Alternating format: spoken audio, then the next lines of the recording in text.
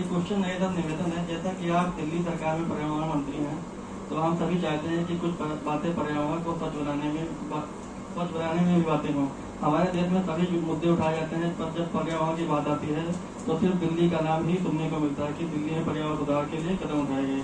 बाकी जितने भी बड़े राज्य हैं वहाँ पर्यावरण का कोई ठोस मुद्दा नहीं उठता है। तो पर्यावरण के बारे में हमें मार्गदर्शन करें, क्योंकि सकारात्मक भारत बनाने में पर्यावरण का भी अहम रोल है। जब पर्यावरण स्वस्थ रहेगा तभी हम सब स्वस्थ रहेगा, सकारात्मक भारत बनाने के लिए प्रेरित होंगे। ये बात आपकी ठीक है, क्योंकि आगामी दिनों में पूरी दुनिया के सामने जो सबसे बड़ा चैलेंज आने जा रहा है वो पर्यावरण पारिस्थितिकी का जो संकट है वो सबसे बड़ा चैलेंज के रूप में आ रहा है। और ये भी अभी तो रिसर्च जो आ रही है, साइंटिस्ट का कहना है कि अगर विकास के दौड़ में अगर प्रकृति के साथ इस छेड़छाड़ को नहीं रोका गया तो विनाश को कोई रोक नहीं सकता।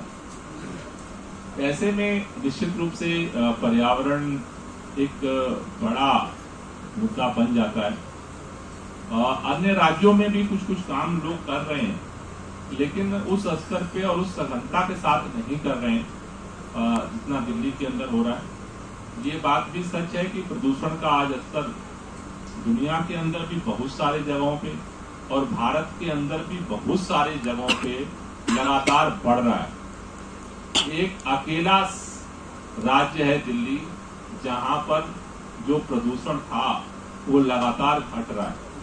तो उसमें जो प्रयास हो रहा है उसका इम्पैक्ट भी दिख रहा है।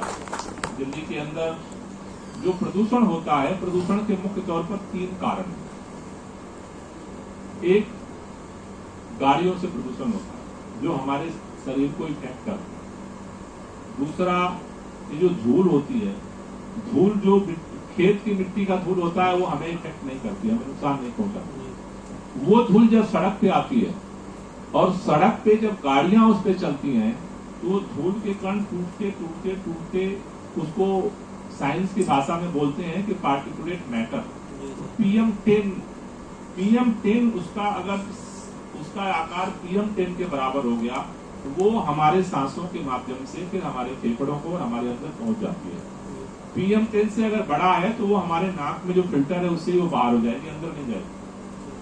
जो धुआं होता है, गैस होता है, वो उसके पार्टिकल और छोटे होते हैं, उसको PM2.5 बोलते हैं। वो गाड़ियों से ज्यादा पैदा होता है। डस्ट से PM10 पैदा होता है ज्यादा, लेकिन वो डस्ट खेत की मिट्टी में पैदा होता है। ये खेत की मिट्टी के कण बड़े होते हैं, ये जब सड़क पे जाती है और सड़क पे रगड़ होती है उससे होता है। कंस्ट्रक्शन जो होता है, कंस्ट्रक्शन में जो चीज यूज की जाती है उसमें PM10 पैदा होता है। तो तीसरा जो होता है बायोमास बर्निंग, यानी जो छोटी जो आग हम लोग जलाते हैं उससे जो गैसेज बनती हैं वो जो है वो भी हमारे लिए नुकसानदायक होती है। तो जैसे अभी हम खेतों में जो खाद का उपयोग कर रहे हैं, बहुत सारे रासायनिक उसका उपयोग करते हैं, उनसे जो गैस बन रही है वो भी एनवायरनमेंट को जो है हार्म कर रही है। तो अभी दिल्ली के अंदर हम लोग इन 3 पे फोकस करके काम कर रहे हैं। अभी दिल्ली में जैसे अभी हम लोग कोशिश कर रहे हैं, पहले दिल्ली में जितनी बस, पूरे देश में डीजल बस चलती है, दिल्ली में पहले हम लोगों ने CNG की बस चलाई।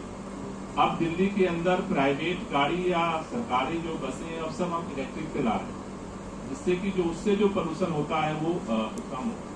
तो आपकी बात सही है कि हमें अगर मानव सभ्यता के हिसाब से देखें तो मानव सभ्यता के हिसाब से जो इकोसिस्टम पूरे प्रकृति का खराब हो रहा है वो बड़े बाकी चीजें छोटी उथल पुथल करती है, ये बड़ा उथल पुथल कर सकता है जिसका समाधान मनुष्य नहीं कर सकता। मुझे लगता है कि उस पर जोर देने की जरूरत है और देश की बात फाउंडेशन की तरफ से भी हम लोग समय समय पर इसको लेके कैंपेन करते हैं। मुझे लगता है कि इसको हमें और बढ़ाने की जरूरत है। नेक्स्ट सब हमने 2 अलग अलग